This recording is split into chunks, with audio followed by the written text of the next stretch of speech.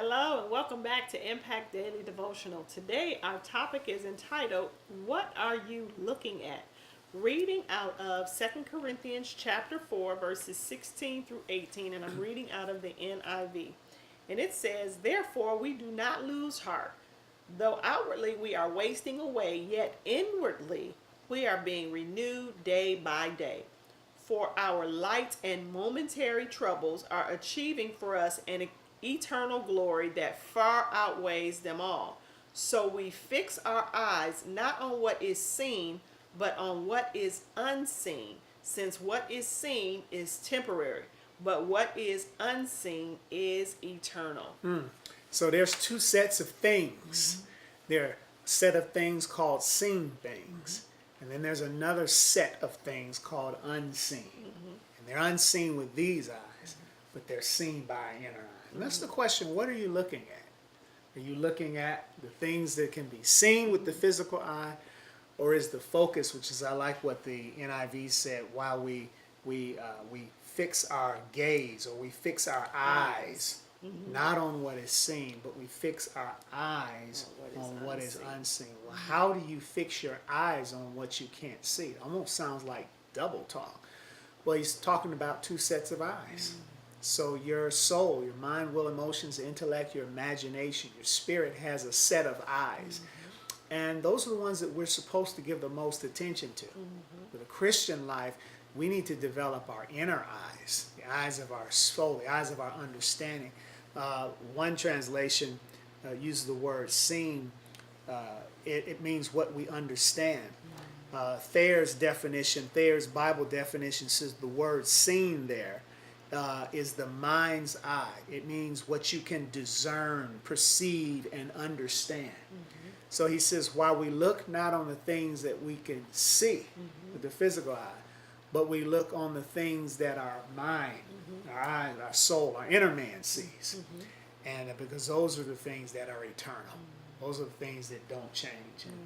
And depending on what we're looking at will determine how we respond, determine our words, will determine our actions, and that sets off a whole chain of events. How many of us have made a decision based on something that we thought, something that we understood? It was a wrong decision. We acted wrong because we believed wrong. And so for us to act properly, we're going to have to see properly. And so that's the question today. What are you looking at? You know, it's interesting also because when you think about it, it's also important that we would learn how to look with the inner eye.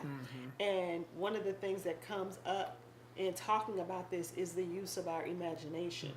Because our imagination is how we gaze or we look at the things we want to see that we may not physically be seeing.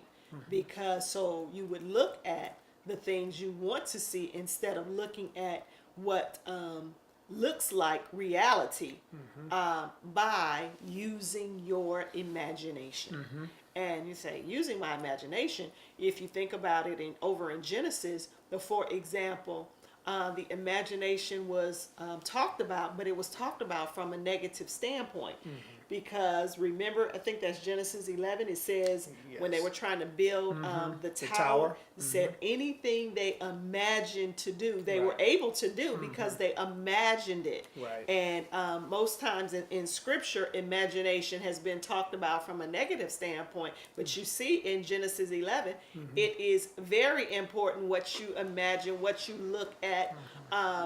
According to Scripture, because Jesus said nothing would be God said nothing would be withheld from them based on the use of their imagination. So our imagination is a gift to us from God to see what He would have us to see according to His Word. Because this Bible is full of promises that we who are in covenant with God have a right to.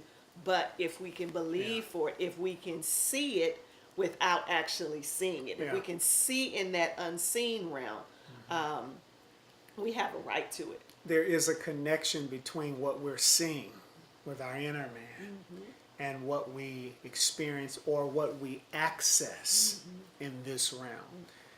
If we could make up a phrase, I would call it the mystery of imagination. A mystery in the sense that there are certain things in the scripture, in the kingdom, that they're mysterious in this sense, that they're not readily, automatically understood unless one seeks and searches with humility and diligence to understand it better. Right. And because of that, because they have a mysterious nature to them, oftentimes we go without walking in the benefit of it Right. because we haven't taken the time to diligently seek out the understanding there. And but the whole imagination thing shows up all throughout the Bible in many different ways. So that's the question today. What are you looking at? Remember, with God, it's about relationship and not religion. Look forward to connecting with you more on tomorrow. Bye for now. Bye.